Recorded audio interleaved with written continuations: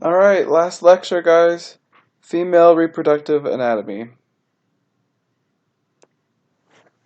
So the functions of the female reproductive anatomy include the production and reception of gametes, producing an egg and receiving sperm. This is different from the male system because the male system is only programmed to produce and eject rather than receive any gametes. The female reproductive system provides space and nourishment for conceptus, so like fetal development, childbirth, lactation, which is the production of milk, and endocrine because the ovaries are very important hormonal powerhouses for the female body, including estrogen and progesterone. Conceptus, yeah, just means developing offspring. Very vague biological description: an embryo is less than 8 weeks old and a fetus is greater than 8 weeks old. There's a little overview of what we're going to be going over, including the breast and the vagina.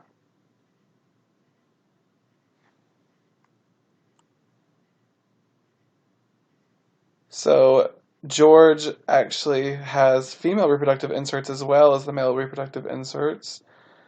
Um, Here are some important structures we're going to need to know for the practical, including the urinary bladder, the pubic symphysis, the urethra, the clitoris, external urethral orifice, the labia minora, the labia majora, the hymen, the vagina, also the birth canal, the rectum, and the anus. The ones in blue and the ones that I emphasized are the ones that are unique to female anatomy, whereas the other ones we've already seen before in the male anatomy as well.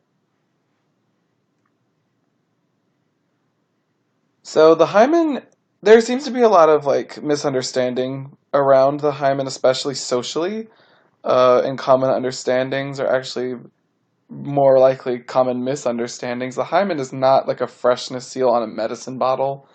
It's completely common for the hymen not to be fully intact by adulthood.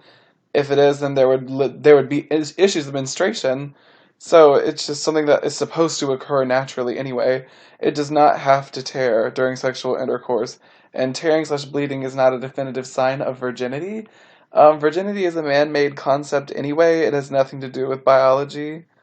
Um, Take that as what you will. Tearing can occur through physical activity, trauma, sexual activity, and childbirth.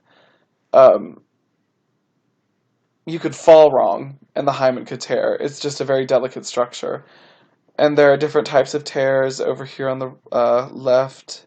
They won't be important for the practical, but they might be important to know just for life, especially if you want to go into delivering children in your medical professions. And there's actual physical pictures of torn hymens on the bottom here.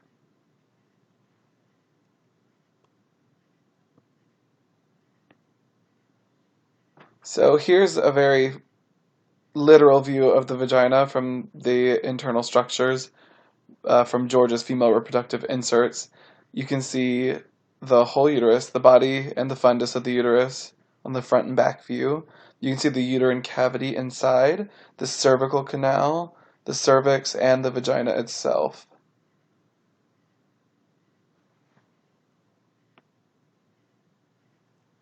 There are 3 layers to the uterine wall: the perimetrium, the myometrium, and the endometrium. The perimetrium is just a very thin membrane covering out the outer surface. It's the outermost layer. It should be easy to remember by looking at this image here on the right. The myometrium is thick. It's a lot of muscular tissue. It's the middle layer that makes up the majority of the structure. And the endometrium is the lining on the inside, the epithelial tissue lining the interior, the innermost layer. So you can think of it para being on top, endo being inside, and myo being the middle, if that helps.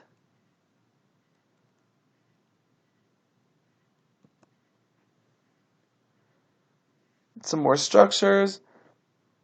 The infundibulum, which there's a structure, a good structure in your lab manual about this. The fimbriae and the ovary all in that one little section. Here, getting a closer look at the uterus, we can see the ovarian ligament, infundibulum, the lumen, the fundus, the fimbriae, fallopian tubes, which we're going to go over a little bit later when we get to your ovary, endometrium, the cervix, and the vagina. Yeah, just to give you a better understanding of what we're looking at here. Moving on to ligaments, you can see the round ligament, which is mirrored on either side, the broad ligament, which anchors the uterus to the anterior body wall, the ovarian ligament, which attaches the ovary to the uterus, which is a very important structure, and the round ligament, which attaches the uterus to the anterior body wall. There's another view of the ovarian ligament over here. You can see how it's attached to the uterus overall. It's not just free hanging.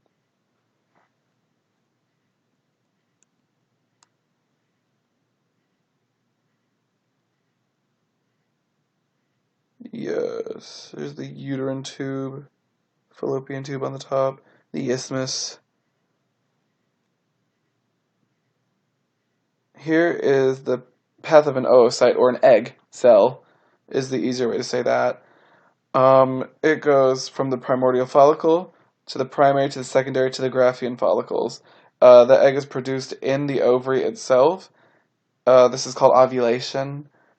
And then the egg, or the oocyte, enters the fallopian tubule, and it goes all the way after a series of days, and it starts dividing once it is fertilized.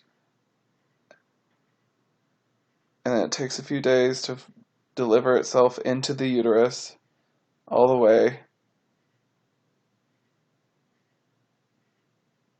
And there's the very, very, very early clump of cells development. Here's a sagittal section of the female pelvis to help you understand some fetal developmental structures, including the placenta and the umbilical cord and the amnion. So this is the space that the fetus occupies inside the female body.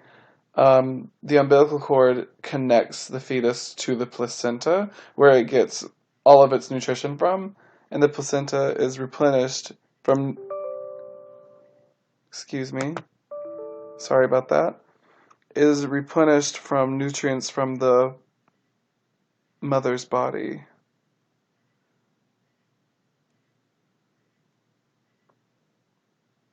Here's a closer look. The only thing you need to note here is the mons pubis down the bottom right there in front of the clitoris and below the pubic symphysis. Here's a model of the breast showing the lactiferous duct, the mammary glands, the adipose tissue, and the lactiferous sinus, also known as the ampulla. And then on the surface, you can see the areola and the nipple on top. Mammary glands, you probably are familiar with these structures, or you at least have heard about them in pop culture. They secrete milk via 15 to 20 lobes under the skin. The lobes contain alveolar glands, and the alveolar glands are the things that actually produce milk. That pathway starts with the alveolar glands, and it goes into the lactiferous duct, into the lactiferous sinus, then into the lactiferous duct again, and then out the nipple. And that's all we have today.